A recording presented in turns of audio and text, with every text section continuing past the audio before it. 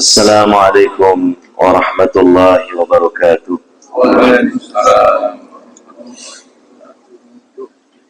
Innal hamdalillah nahmaduhu wa nasta'inuhu wa nastaghfiruh wa na'udzu billahi min shururi anfusina wa min sayyiati a'malina. Man yahdihillahu fala mudilla lahu wa man yudlil fala hadiya lahu. Asyhadu an la ilaha illallah wahdahu la syarika lahu wa asyhadu anna Muhammadan abduhu wa rasuluh sallallahu alaihi wa ala alihi wa ashabihi ajma'in wa man tabi'ahum bi ihsanin ila yaumiddin. Amma ba'd. Hadirin wal hadirat, para bapak, para ibu, saudara-saudari sekalian yang semoga senantiasa Allah Ta'ala berikan kepada kita semua kesehatan lahir maupun batin, rahmat, ampunan dan keberkahannya. Alhamdulillah, pada kesempatan subuh di hari ini kita dapat hadir kembali di rumah Allah ini untuk melaksanakan sholat subuh berjamaah, dan sekaligus kita hadir di majelis ilmu, tentunya untuk menuntut ilmu supaya ilmu kita bertambah, yang mana dengannya juga tabungan pahala dan iman kita bertambah. Dan saya ingatkan, berada di bulan yang istimewa, yaitu bulan Rajab. Kalau tidak salah sekarang tanggal 7 Rajab tahun 1447 Hijriah, di mana bulan ini adalah salah satu dari 4 bulan haram yang disebut di Al-Quran surah At-Taubah ayat 36 dengan istilah arba'atun hurum, 4 bulan yang haram. Pada ayat tersebut Allah Subhanahu wa taala berfirman, "Inna iddatas syuhuri 'indallahi 12 syahra fi kitabillah yauma khalaqas samawati wal arda minha arba'atun hurum dzalika ad-dinul qayyim fala tadlimu fihinna anfusakum." Sesungguhnya bilangan bulan di sisi Allah ada 12 bulan. 12 bulan di sini maksudnya versi kalender Komariah Hijriah, bukan Masehiyah. Sekalipun memang sama-sama jumlahnya 12 bulan dalam setahun, tapi nama-namanya berbeda. Dan penanggalan Komariah Hijriah ini bagian dari identitas kaum muslimin. Awal mula ditetapkan oleh Khalifah Umar Ibnul Khattab, dan mengambil pijakan adalah momentum hijrahnya Nabi Shallallahu Alaihi Wasallam beserta para sahabat di Mekah menuju Madinah. Kiranya kita terus mengikuti dan mencermati perjalanan penanggalan Komariah Hijriah. Karena kalau penanggalan Masehiyah semua kita banyak yang tahu. Mungkin dari mulai anak kecil sampai orang tua. Tanggal berapa sekarang, bulan apa, tahun berapa Masehiyahnya, rata-rata tahu. Kalaupun tidak tahu, dengan cepat bisa dilihat di aplikasi HP. Tapi kalau Komariah ini Nah, ini kurang diperhatikan. Padahal harusnya juga diperhatikan, bahkan lebih-lebih lagi. Di samping ini identitas kaum muslimin, juga erat kaitannya dengan schedule dan jadwal ibadah-ibadah kita di dalam beragama Islam. Semuanya mengacu kepada penanggalan Hijriah Qamariyah.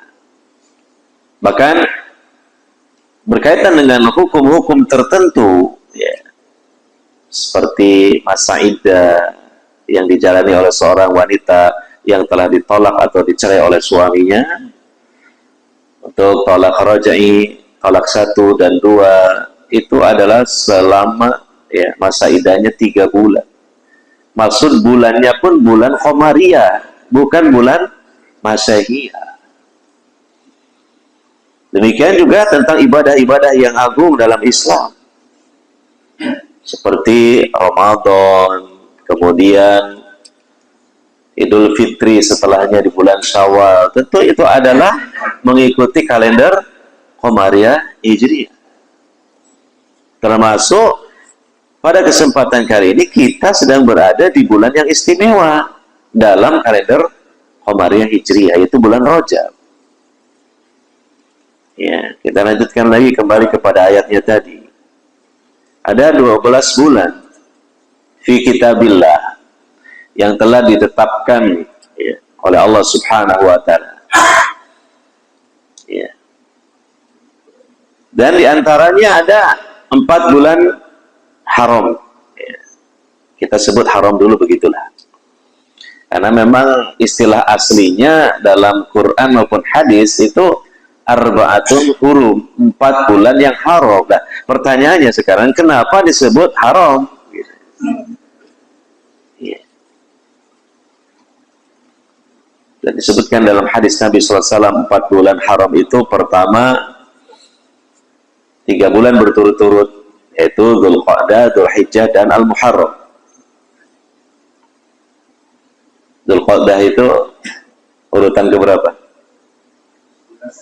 Nah, pinter ya. 11. Dzulhijjah 12. Muharram 1. Loh Pak, kok nggak dari yang 1 aja Pak? Muharram gitu loh, terus Dzulqa'dah, Dzulhijjah. Nah, kalau disebutkan lebih dulu Muharram, nanti jadinya gak urut. Maksudnya tidak berturut-turut. Padahal Nabi mengatakan Thalathun mutawaliyat. 3 bulannya itu dari 4 bulan haram itu berturut-turut, berdekatan letaknya. Dan nanti kalau diurutkannya mulai Muharram tidak berturut-turut jadinya. Muharram, kemudian apa? Safar, Rabiul Awwal, Rabiul Akhir, dan seterusnya, baru ketemu bulan 11 dan 12-nya Dzulqa'dah dan Dzulhijjah. Maka tepat dalam hadis Nabi SAW itu 3 bulannya berturut-turut, berdekatan. Berarti dimulai dari mana? Dzulqa'dah, Dzulhijjah, Muharram. 11, 12, masuk tahun baru, ketemu bulan pertamanya, yaitu apa? Muharram, berturut-turut. Nah, sedangkan yang satunya terletak bersendirian, yaitu bulan Rajab. Bulan yang sekarang ini kita sedang berada di dalam. Maka kita agungkan bulan Rajab ini. Dan kita lakukan hal-hal yang sesuai dengan anjuran dan apa yang dicontohkan oleh Nabi SAW, serta diikuti oleh para sahabat beliau. Ya, mengagungkannya tidak berlebihan. Dan jangan kita sendiri yang berkreasi. Ini urusan agama. Ya, kita kembali kepada petunjuk Nabi Muhammad SAW. Karena Nabi bersabda, fa inna khairal hadi hadyu Muhammadin sallallahu alaihi wasallam. Maka sesungguhnya sebaik-baik petunjuk adalah petunjuk Rasulullah sallallahu alaihi wasallam. Sekali lagi, kenapa 4 bulan ini disebut haram, 4 bulan haram? Ini dijelaskan oleh para ulama, di antaranya Al-Qadi, ya, Abu Ya'la rahimahullah,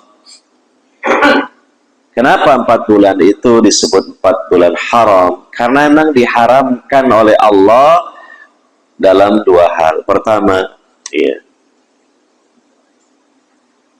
atau dilarang di dalamnya, sangat-sangat dilarang dalam 2 perkara. Pertama adalah penumpahan darah, pembunuhan atau peperangan bahkan. Maka jihad pun juga jadwalnya jangan dipaskan 4 bulan haram itu. Dihindarkan dari 4 bulan haram. Kalau bisa. Dan ini sejak masa jahiliyah orang-orang menghormati 4 bulan haram itu. Mereka berusaha untuk tidak menumpahkan darah, tidak melakukan peperangan. Makanya disebut haram, artinya terlarang gitu. Ya. Nah, yang kedua disebut haram atau terlarang adalah sangat-sangat dilarang untuk melakukan maksiat.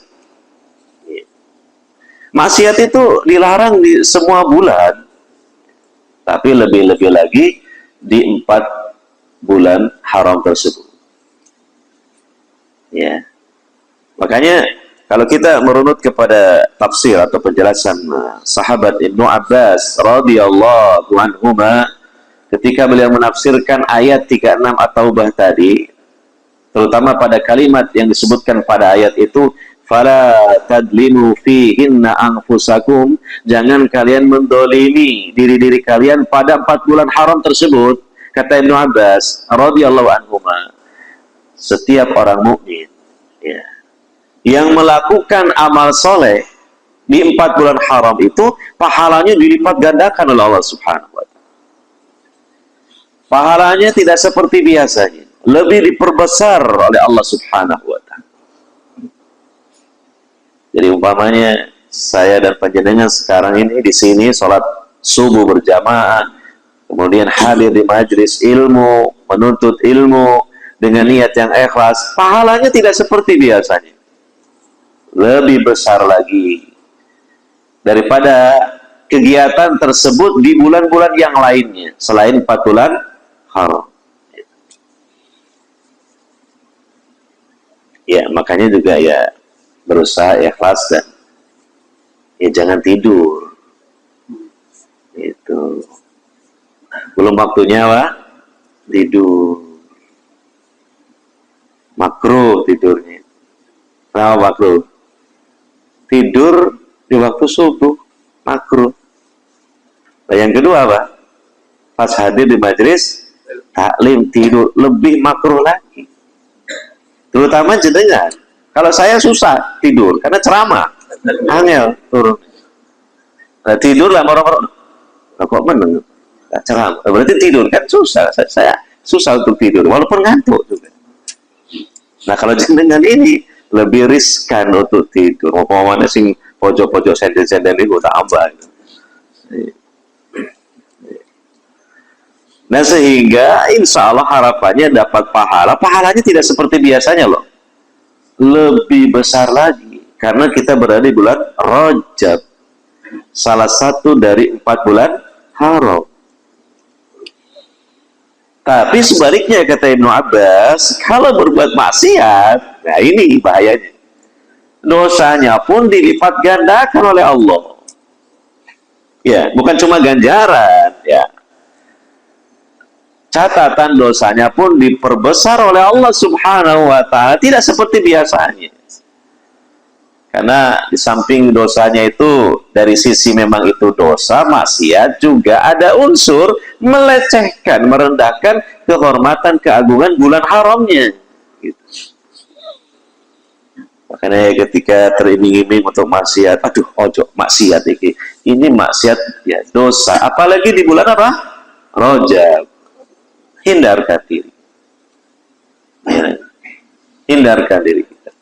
Kalau memang terjatuh, istighfar, tapi juga ojo diterus no istighfar tapi terus, nah, sama saja itu bohong. Iya, jadi istighfar itu sekaligus anggota badan dan hati dipalingkan dari maksiat itu. Jangan menancap terus di situ, bohong istighfarnya itu. Ya.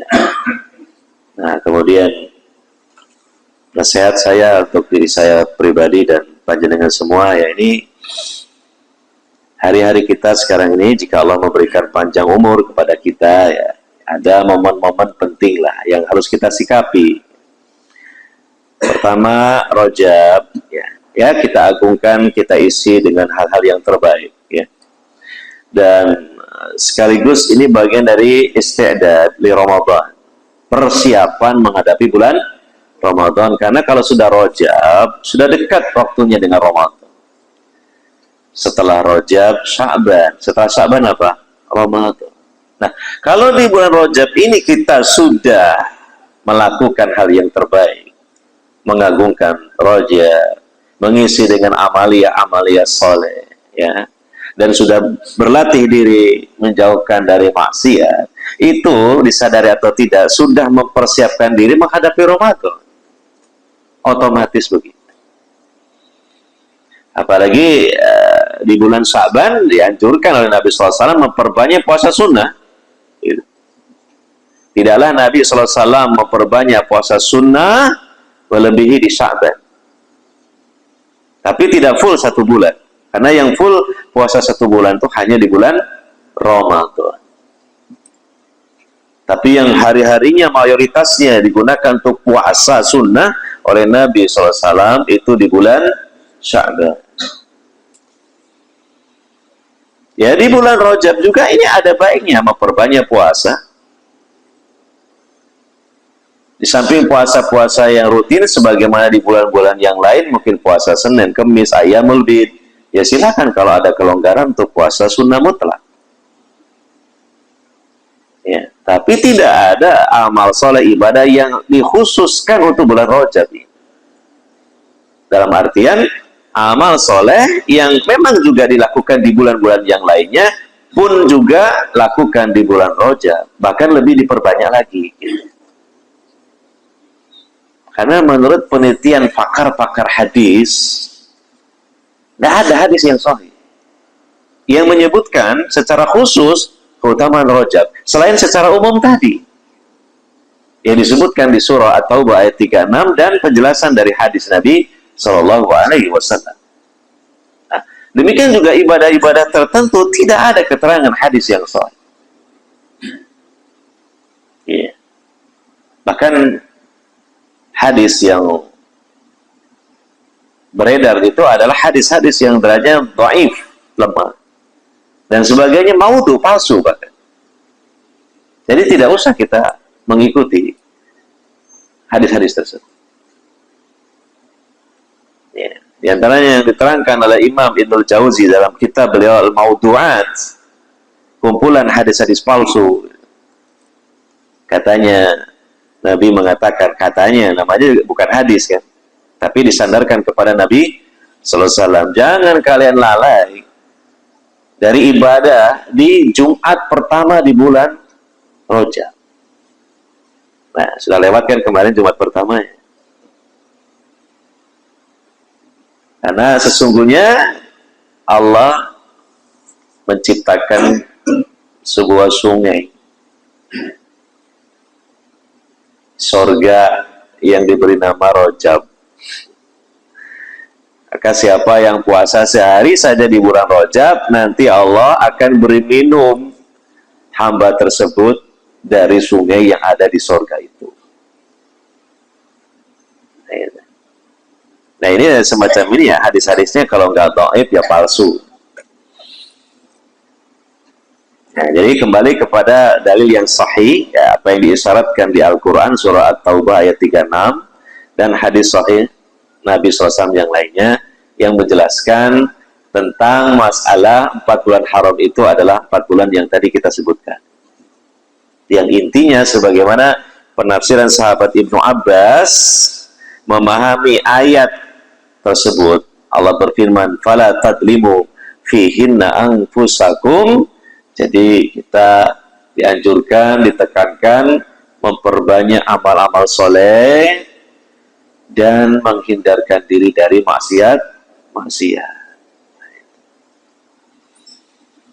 Kemudian lagi, nah ini kan kita kalau kalender Masehiyahnya kan sudah berada di penghujung tahun 2002 dan ya tahu semua kalau itu 2025 berarti mau masuk ke tahun 2026 itu tahun baru.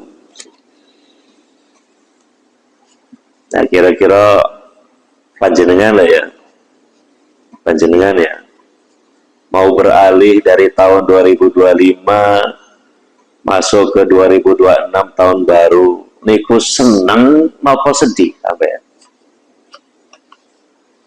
Jika dijawab berarti sampai ngantuk. Biasa aja. Polanya gak duit lah biasa aja ya. Oh Mas Arji, Mas Arji kok berada di sayap kanan ya? Biasanya sayap kiri ya? Tanggal muda. Tanggal muda, tanggal 2 nggak ada bedanya bagi yang pensiun, betul?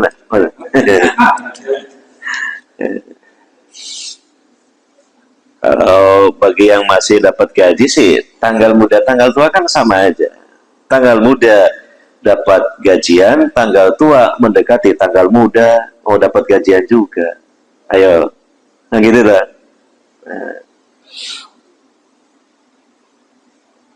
Iya. Mau masuk tahun baru, seneng apa sedih kan gitu. Biasa saja. Saya setuju loh dengan sikap biasa aja. Iya. Soalnya apa? Kalau seneng, pertanyaan kenapa lo kok seneng? Gitu. Kalau sedih, lah kenapa lo kok sedih? Kan gitu. Biasa saja. Lah itu sih benar. Nah, iya.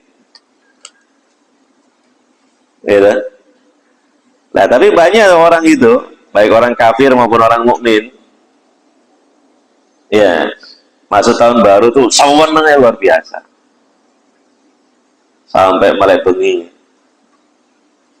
Ya, menyambut kedatangan tahun baru. Diadakan berbagai macam acara dan euforia, bersuka ria. Nah, itu yang perlu dicermati, disikapi dengan baik. Ya, sampai ada yang begadang semalam suntuk, giliran sudah dekat subuh ngantuk berat, gak sholat subuh, dosa besar itu. Gara-gara apa? Menyambut kedatangan tahun baru. Tahun baru disambut dengan dosa besar. Dia orang beriman. Nah inilah yang seperti ini lah, yang perlu diintrospeksi dirinya. Malam konvoi lanang wedo campur jadi satu, goncang-gonceng, maksiat itu mengarah kepada perzinahan sampai larut malam, terutama anak-anak muda. Nah ya seperti ini loh ya, harusnya dijauhi seperti ini. Nanti kalau sudah jam 00.00 pergantian apa tahun, wah sorak-sorak nih nyuwet mercon, melesatkan roket apa ya, roketnya mercon itu organik, mahal itu satu lonjornya berapa itu, bisa ratusan ribu, apalagi di Sumetnya bolak-balik itu bisa mengeluarkan uang ratusan ribu itu dalam rangka menyambut tahun baru. Intinya apa itu? Membakar uang. Ini perbuatan bodoh apa bukan ini? Seperti ya bodoh, uang susah dicari kok sudah dapat dibakar itu kan gitu kan. Nah seperti ini loh ya, hal-hal begini bagi seorang muslim harusnya dihindari toh. Iya. Kalau kita seriusan memahami euforia tahun baru, dibahas oleh para ulama. Kata para ulama, orang muslim itu menyambut tahun baru Masehi itu tahunnya orang-orang kafir itu. Sehingga kaum muslim itu jatuhnya kepada salah satu dari dua status. Pertama, jatuhnya dalam bid'ah. Ya. Pakai sampean materi pedas supaya nggak ngantuk. Jatuhnya dalam bid'ah. Kenapa? Kalau diyakini dengan menyambut tahun baru Masehiyah ini dalam rangka mendekatkan diri kepada Allah. Jadi semacam ritual. Gitu. Ya. Atau juga mengadopsi tahun baru, ya, perayaan tahun baru diadopsi bagian dari ajaran Islam. Nah, ini bid'ah. Kalau ada kayak seperti itu, tapi ini jarang.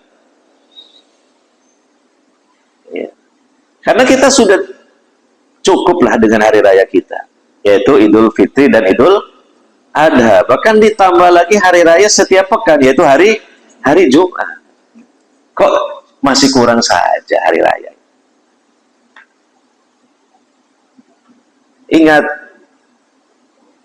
kronologi sejarahnya Allah mau menganugerahkan, ya, hari raya Idul Fitri, Idul Adha. Itu kan ketika Nabi SAW dan para sahabat Muhajirin sampai di Madinah. Gitu. Lalu Nabi menjumpai penduduk asli Madinah, terutama dari kalangan Aus dan Khazraj, itu merayakan 2 hari raya, tapi ala jahiliyah. Pertama Nairuz, satunya saya lupa namanya. Lalu Nabi bertanya, ini hari raya apa? Hari raya apa? Gitu. Lalu para sahabat, terutama Ansor, menjelaskan, ini hari raya kami, penduduk Yasrib, sejak zaman dulu dari masa nenek moyang, kami agungkan, kami bereforia di situ. Kata Nabi SAW, kalau sekarang Allah telah menganugerahkan kepada kalian pengganti dari 2 hari raya kamu ini, yaitu Idul Fitri dan Idul Adha. Maka dirubah, diganti dengan hari raya anugerah dari Allah Subhanahu wa Ta'ala yang di dalamnya tidak ada euforia ala jahiliyah. Jadi seperti itu. Lah, kok kemudian kaum muslimin dalam perkembangan berikutnya mengadopsi lagi hari raya orang kafir, gitu. Ini salah perbuatan. Yang kedua, ya, jatuhnya itu kepada status tasabbuh bil kufar, menyerupai orang-orang kafir dalam ciri khas mereka, dan ini tidak dilarang oleh Nabi Sallallahu Alaihi Wasallam. Man tasabbaha biqaumin fahuwa minhum, siapa yang serupa dengan ciri khas satu kaum, ya, maka dia termasuk dari kalangan mereka. Ya, orang Islam tiru-tiru, ikut-ikutan, itu kan tahun barunya mereka. Penanggalan Masehiyah itu ditetapkan oleh orang Nasrani, salah satu kaisar dari Romawi, Julius Kaisar. Itu. Sehingga nanti ketika kaum muslimin ikut-ikutan, ya, bereforia, nggak ada bedanya dengan orang kafir di seluruh penjuru dunia, bareng-bareng. Sehingga seakan-akan ketika itu kaum muslimin tidak punya identitas sendiri. Ya, nah ini suatu nasihat dan peringatan. Ya, justru ya, dengan adanya pergantian waktu, mau tahun, Masehi, Komariah, mau bulan, mau hari, ini menunjukkan apa? Umur kita itu semakin berkurang. Nominalnya bertambah, tapi hakikatnya apa? Jatah hidup kita di dunia ini semakin berkurang, semakin dekat dengan kematian kita. Maka justru kita harus berusaha untuk tetap konsisten di atas iman, ibadah, amal soleh, dan banyak berdoa kepada Allah Subhanahu wa Ta'ala supaya dosa-dosa diampuni, diberi rahmat, selalu di atas petunjuk dari Allah Subhanahu wa Ta'ala, diwafatkan dalam keadaan husnul khotimah. Begitu harusnya. Makanya kalau orang datang tahun baru, baik Masehi atau Komariah, kok bergembira sampai bereforia. Kenapa bergembira? Umurnya dikurangi oleh Allah, jatah hidupnya berkurang, kontrak hidupnya di dunia ini berkurang.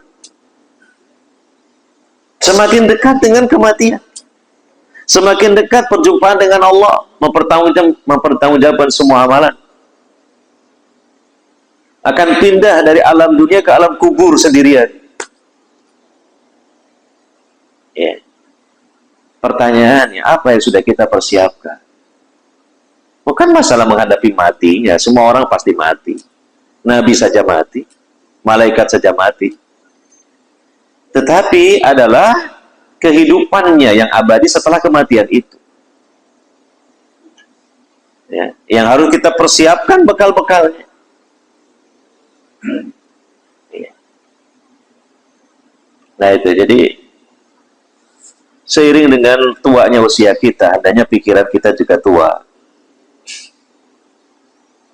Ya, nah itulah yang berawal dari situlah kita akan meraih keselamatan hidup. Bahkan kebahagiaan hidup dan kebahagiaan yang hakiki bukan di dunia. Di dunia ini sebentar bahagianya. Kadang-kala ya semu. Tapi kebahagiaan yang hakiki itu dimulai di alam kubur. Mendapatkan nikmatnya dan kemudian terus dalam perjalanan akhirat yang panjang hingga sampai ke negeri surga yang penuh kenikmatan, kedamaian, kekal dan abadi. Itu nasihat. Kalau dianggap keras, relatif tergantung orangnya. Tapi itulah kebenaran. Bagi siapa yang hatinya lembut dan selalu haus dengan ilmu dan kebenaran, tentu insya Allah bermanfaat. Hadirin wal hadirat yang dimuliakan oleh Allah Subhanahu wa Ta'ala. Kita kaji kitab Riyadhus Shalihin.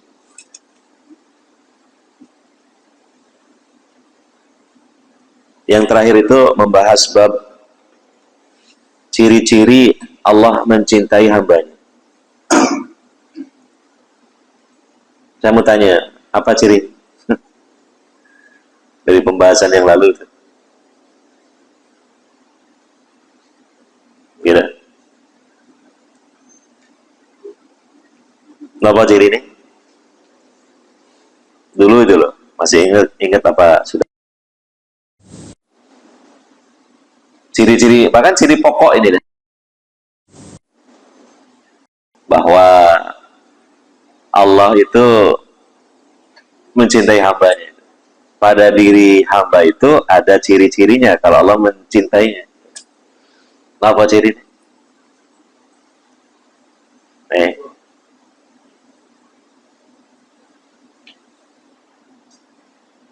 Lupa ya? Nah, itu ciri-ciri sudah faktor usia itu, kok lupa? Faktor uzur usianya. Ciri-cirinya itu seorang hamba yang mukmin, dia berusaha selalu ittiba kepada tuntunan Rasulullah SAW, ajaran Rasulullah SAW, sunnah Rasulullah SAW. Kan gitu. Cirinya itu. Karena disebutkan di Al-Quran, Qul in kuntum tuhibbunallaha fattabi'uni yuhbibkumullah. Katakan Muhammad, jika kalian itu merasa cinta kepada Allah, ya, mengaku cinta kepada Allah, maka ikutilah aku, ikutilah Rasulullah SAW. Niscaya Allah akan mencintai kalian. Berarti dapat kita simpulkan, seseorang itu kalau ingin mencintai Allah, caranya ittiba Rasul. Dan kalau pada diri seseorang itu sudah ittiba'ur Rasul, itu ciri Allah mencintainya. Cara dan ciri sama, berporos kepada ittiba'ur Rasul. Jadi ittiba'ur Rasul cara dan ciri. Dr. Muji, coba disarah, dijelaskan cara ciri ini kau nopo nih, cara ciri ini, cara ciri cara ada. Caranya mencintai Allah dengan ittiba'ur Rasul. Cirinya Allah mencintai seorang hamba, hamba itu ittiba'ur Rasul. Coba diulangi lagi. Bingung. Yang penting paham lah. Kalau masalah mengungkapkan itu kan kembali ke talentanya masing-masing untuk mengungkapkan. Tapi ya, yang penting paham, betul. Ini gue yang penting itu pembahasan bab ini gitu. Nah, dan itu nggak usah menilai orang lain dulu, diri kita sendiri aja. Ayat itu jadikan sebagai cermin, bukan spion. Kalau spion kan mengintai orang lain. Kalau cermin ya untuk dirinya sendiri, bercermin diri namanya. Iya ya aku iki ya itiba'ur rasulku ya apa ya? Ngaji gak tahu. Lah iya ngaji gak tahu gimana? Ngaji gak pernah itu mau itiba'ur rasul gimana? Karena ngaji itu mempelajari sunnah Rasulullah, ajaran Rasulullah. Ini ngaji saja enggak. Loh, gitu. Nah terus jangan-jangan Allah kalau gitu enggak mencintai saya. Ya sangat mungkin sekali kalau begitu. Nah itu perlu segera bangkit lagi, semangat lagi gitu. Nah ya aku ingin pengaji, mesti turun ngantuk tidur, sehingga nggak dapat ilmu. Lah itu juga masalah.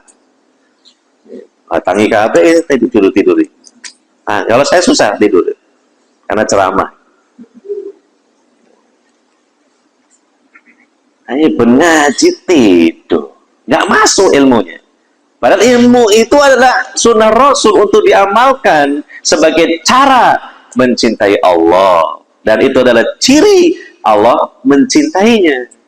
Lah bahwa setiap kulaan ilmunya nggak pernah berhasil karena apa? Tidur. Nah, itu baru bangun kalau sudah subhanakallahumma wa bihamdika asyhadu an la ilaha illa anta astaghfiruka wa atubu ilaik. Kata sarapan. Ada sarapan nggak nih? Ada lah insyaallah. Ini masalah. Nah, makanya jadikan cermin dulu lah, bercermin diri kita itu. Nah, ini ngajinya anak tentara kok, mau sampai tentara. Iya. Disiplin yang paling bagus itu memang disiplin tentara. Nah, ya terapkan juga dalam beragama. Sudah bagus kok itu. Terapkan dalam beragama. Disiplin. Bukan cuma disiplin waktu, bukan cuma disiplin hadirnya, disiplin mengikutinya. Kan gitu toh. Saya pernah negor kok di kantor sana Angkatan Laut. Isi pengajian setelah apel pagi. Disiplin, apel pagi, tak boleh terlambat. Nanti kalau terlambat, gerbangnya ditutup. Apel pagi, komandannya ceramah, briefing, diperhatikan betul. Nggak ada yang ngobrol. Habis gitu, masuk ke musola, saya ngisi pengajian, ngobrol semua. Lah ini gimana kayak gini? Saya marahi akhirnya. Ternyata saya marah itu malah seneng ya setelah harus gitu Pak, bagus. Alhamdulillah. Tak pikir saya dimarahi, aku tak mutung nggak ngisi pengajian di situ kalau dimarahi. Apa kan gitu? Tak kondo sama Allah. Ya Allah, hamba-hamba panjenengan memarahi saya. Padahal saya menyampaikan ayat-ayatmu ya Allah. Karena saya ini tentaranya Allah. Tapi dimarahi sama tentaranya manusia. Tak bilang ke Allah nanti terserah Allah nanti mau diapain itu, kasih sanksi apa nggak tahu. Cuma alhamdulillah bagus Pak Ustaz, harus begitu. Nah, untung ngomong gitu. Nah ya apel pagi memperhatikan dengan giliran ngaji ngobrol semua, apalagi yang di belakang tabir ibu-ibu itu apa sih namanya, lupa saya, Pomal atau apa itu, lupa namanya. Itu kan sudah punya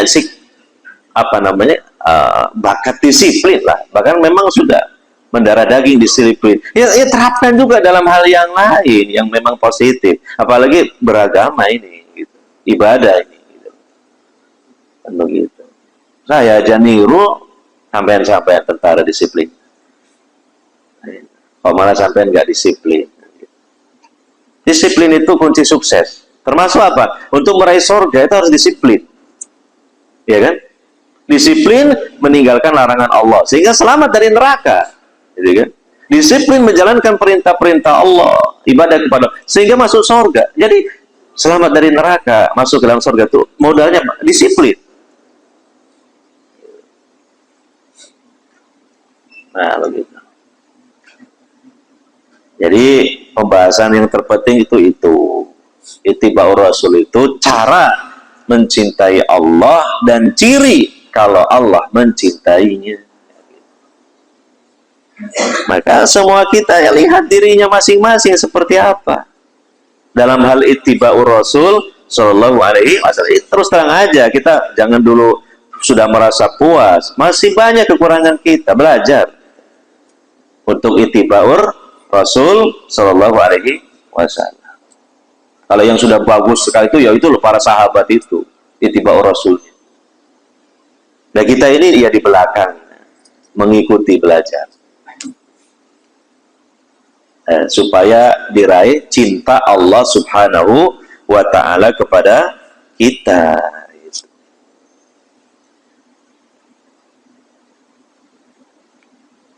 Kita lanjutkan mungkin satu hadis lagi nih di bab ini, karena tidak banyak hadisnya. Hadis yang kedua, wa an Abi Hurairah radhiyallahu anhu anin Nabi sallallahu alaihi wasallam qala, beliau bersabda, idza ahabballahu ta'ala al-'abda, apabila Allah Ta'ala itu mencintai hambanya, nada Jibril, ya, nada Jibril, malaikat Jibril ini berseru, berteriak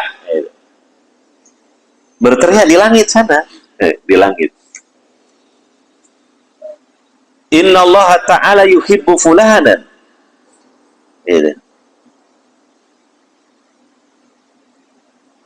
Sesungguhnya Allah Ta'ala itu mencintai si fulan. Jadi kalau hamba Allah yang mukminah ya, dicintai Allah, namanya itu disebut-sebut di langit sana. Namanya itu populer di langit sana. Namanya populer di kalangan penduduk langit, walaupun mungkin tidak populer di kalangan penduduk bumi. Itu yang terpenting. Jadi ya seseorang itu nggak terkenal di kalangan penduduk bumi, tapi ternyata terkenal di kalangan penduduk langit. Fa'ahbibhu, maka cintailah dia, kata Allah. Oh, berarti tadi yang lebih tepat nada Jibril. Allah memanggil Jibril, ya, Allah memanggil Jibril. Sesungguhnya Allah Ta'ala mencintai si fulan, maka cintailah si fulan, wahai Jibril. Fayuhibbuhu Jibril. Nah, maka malaikat Jibril pun mencintainya. Loh, luar biasa toh. Kalau hamba itu sudah dicintai Allah, itu kemudian apa? Merembet. Merembet itu maksudnya Allah pun perintahkan malaikat Jibril untuk mencintai. Luar biasa loh, dicintai Sultanul Malaikah, rajanya para malaikat. Wah, luar biasa malaikat ya. Malaikat Jibril punya berapa sayap? 600 sayap. 600 sayap. Ya. Malaikat yang paling besar dan paling kuat, paling perkasa. Fayunadi fi ahli sama. Kemudian malaikat Jibril pun berseru, berteriak di langit sana kepada para malaikat lain yang ada di langit. Tuh, jumlahnya para malaikat itu loh, ngalahkan jumlahnya seluruh jin dan manusia loh. Banyaknya luar biasa. Karena dalam hadis, langit itu mengeluarkan suara menunjukkan beratnya menampung malaikat. Nah, langit itu loh, sampai pernah lihat tak pojoknya langit? Enggak pernah, saking apa? Luasnya. Apalagi langit itu berapa lapis? 7 lapis. Itu full, penuh dengan para malaikat.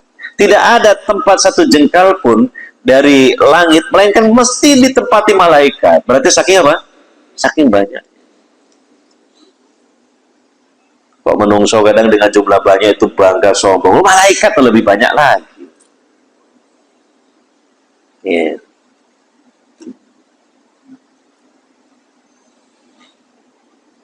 Lalu malaikat Jibril berteriak begini, innallaha yuhibbu fulan fa'ahibbuhu. Sesungguhnya Allah itu mencintai si fulan, disebut namanya.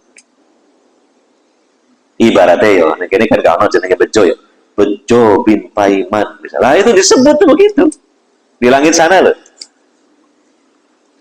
Ya, namanya berikut bin, ya bin siapa, binti siapa gitu. Maka apa? Kata malaikat Jibril kepada seluruh malaikat di langit, fa'ahibbuhu. Kalian pun harus mencintainya. Oh. Fayuhibbuhu ahlus sama. Maka seluruh malaikat yang menjadi penduduk langit pun akhirnya mencintai.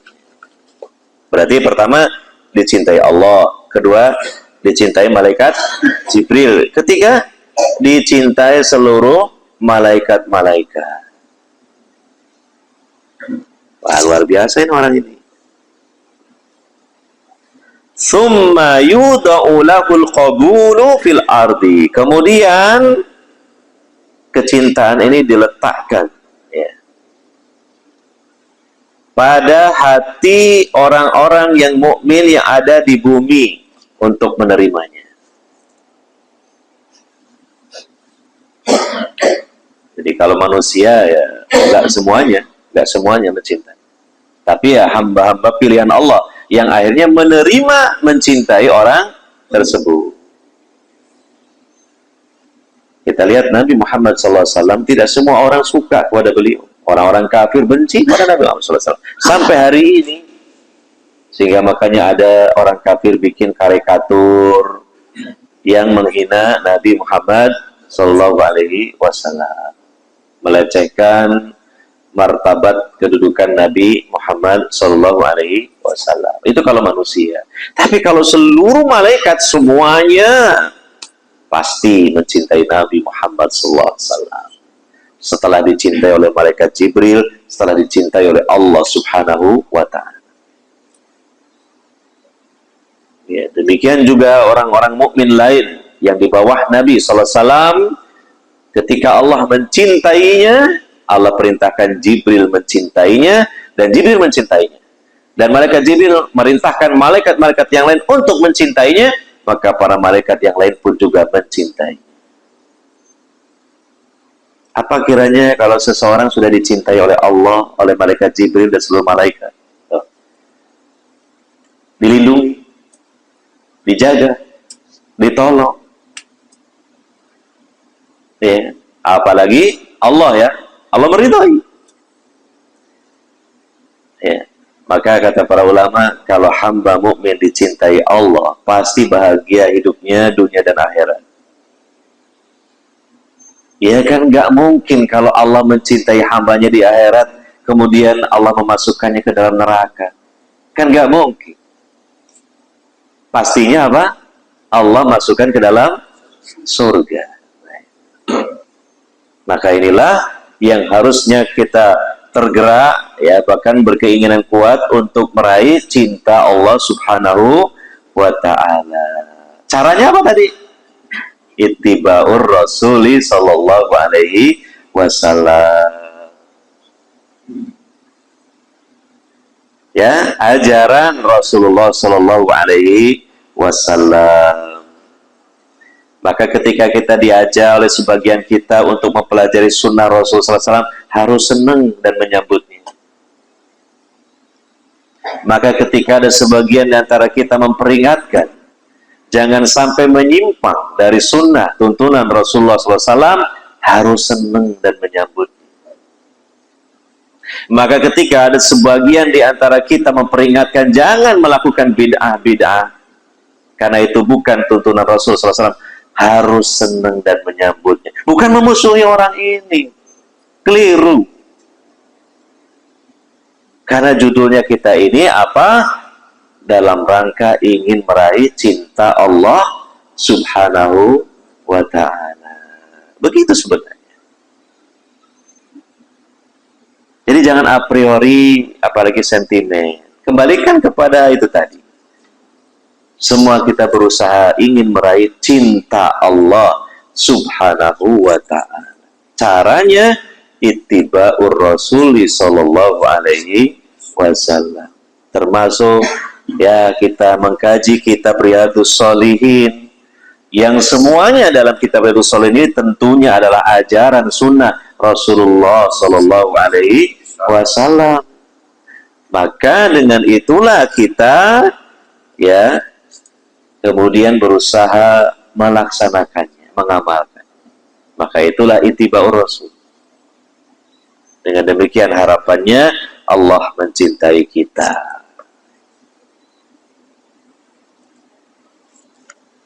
Hadirin wal hadirat yang semoga selalu dirahmati, dimuliakan oleh Allah subhanahu wa ta'ala. Kiranya itu sajalah pembahasan dalam bab masalah ciri-ciri Allah mencintai hambanya ya. Dan memang hadisnya itu sudah kita baca ya. Ada satu lagi sebenarnya di sini,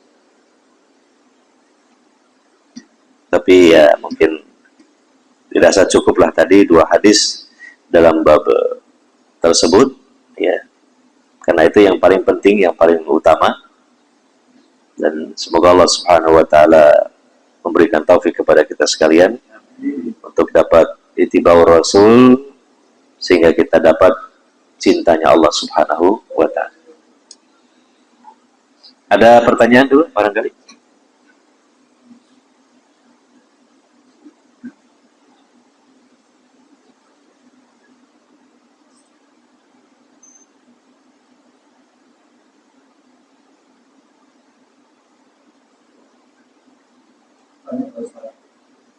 Ya. Waalaikumsalam warahmatullahi wabarakatuh.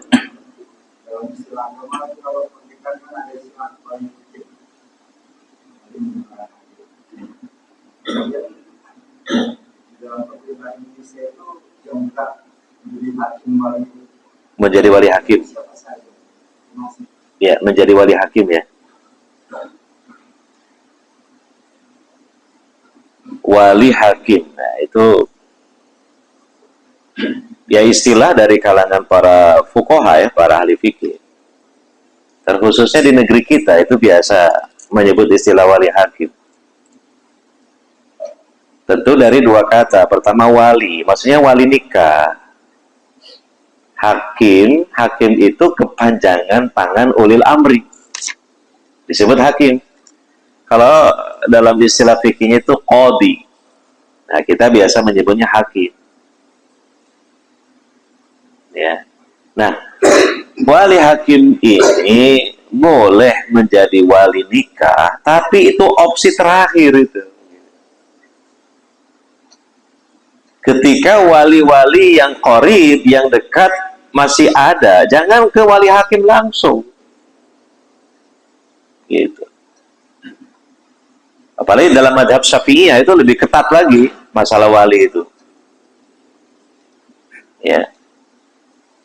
Karena mengacu kepada sabda Nabi sallallahu alaihi wasallam, la nikaha illa biwaliyin. Tidak sah pernikahan tanpa adanya wali nikah. Sehingga ya madhab Hanifiyah itu lemah. Karena menurut madhab Hanifiyah ya terutama janda itu boleh menikahkan dirinya sendiri tanpa wali. Itu lemah pendapat. Karena datangnya hadis yang sahih, la nikaha illa biwaliyin. Tidak sah pernikahan tanpa adanya wali nikah. Ya. Nah, wali nikah di sini yang betul-betul memang sah menurut syariat sebagai wali nikah juga. Jangan asal, ini kan ada wali nikahnya. Ternyata siapa? Oh, ini ustadznya jadi wali nikah. Lepas ustadznya, koncone dewe gitu. Jadi bukan asal ada wali nikah juga, wali nikah yang juga sah menurut syariat. Siapa? Ya pertama yang ada hubungan nasab kuat dan dekat dengan si wanita. Karena wali nikah itu diambil dari mempelai putri. Kalau laki nggak perlu. Nggak ada tuntunannya dari wali. Wali itu dari laki-laki. Dari perempuan. Mempelai perempuan. Pertama siapa? Ayah kandungnya. Kalau nggak ada, naik ke atas kakeknya, kakek. Karena posisinya menduduki kedudukan ayah. Jadi ini mirip posisi nasab kekerabatannya seperti ahli waris, seperti itu. Dalam masalah mawaris, seperti itu. Iya. Kalau nggak ada paman, paman dari ayah, namanya khol, paman dari pihak ayah. Saudara laki-lakinya ayah sekandung. Ya. Kalau nggak ada lagi saudara si perempuan.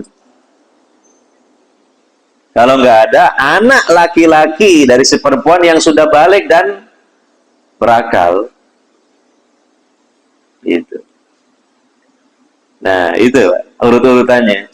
Nah kalau nggak ada semua, barulah opsi terakhirnya wali nikah, yaitu wali hakim, yaitu kepanjangan tangan dari pemerintah ulil amri. Siapa? Ya petugas KUA itu. Jadi penghulunya. Jadi wali nikahnya itu penghulunya. Itu sebenarnya yang benar ya.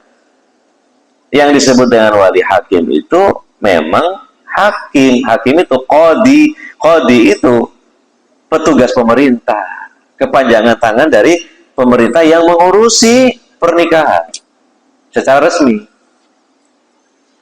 Gitu. Makanya ya kita mengupayakan nikah itu nikah resmi, jangan tidak resmi. Dalam rangka apa? Taat ulil amri. Karena Allah memerintahkan, ya ayyuhalladzina amanu atiullaha wa atiur rasula wa ulil amri minkum. Taatlah kepada Allah, taatlah kepada Rasul, dan kepada pemerintah kalian. Gitu. Nah, dalam urusan pernikahan, pemerintah sudah punya petugasnya, yaitu KUA dengan segenap stafnya. Nah, itulah yang disebut wali hakim itu.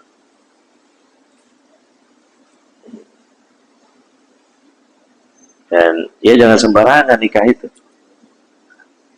Karena urusannya besar. Menghalalkan sesuatu yang sebelumnya haram, merubah status dari zina menjadi jima yang halal, coba. Itu kan perkara besar loh. Karena tidak sahnya pernikahan bukan jima tapi zina, dan zina dosa besar, apalagi terus menerus. Gitu. Maka ketika ada wali-wali yang dekat ini, jangan langsung dilangkahi. Belum diminta persetujuannya, belum diminta perkenanannya untuk menjadi wali, langsung ke wali hakim. Tapi biasanya wali hakim juga akan mengecek dulu. Kalau yang jujur, kalau yang disiplin, dia nggak mau disogok, ya nggak mau disogok. Akan dicek loh, kenapa kok langsung ke kita jadi wali? Memangnya wali kamu kenapa? Ada apa tidak ada? Kalau ada, loh kenapa? Kan begitu. Oh iya Pak, ini wali saya, ayah saya ini nggak setuju saya nikah sama ini. Loh kenapa nggak setuju? Nah dicek dulu, coba diklarifikasi ke bapaknya itu, kenapa nggak setuju. Ketika ditanya kenapa bapak nggak mau jadi wali nikah atau menikahkan putri bapak dengan si fulan, gimana Pak itu? Oh, saya nyetujuin, si fulan nggak pernah sholat Pak, nggak pernah sholat ya Pak. Nah, kan ini bisa diterima tuh ini. Ini artinya walinya ini betul-betul memikirkan kemaslahatan untuk putrinya gitu. Gitu.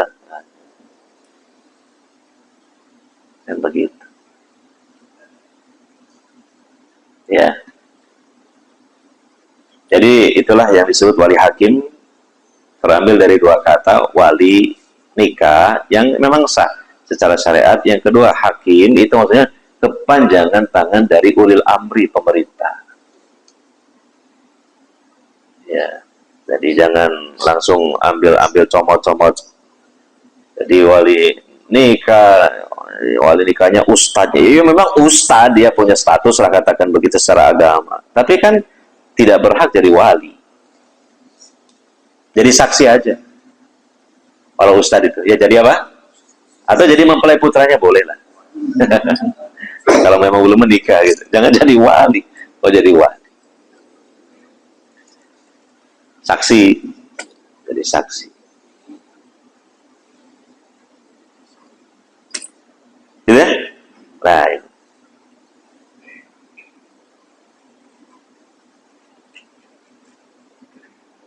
Ada lagi? Jadi babnya bab pernikahan ini, bab pernikahan.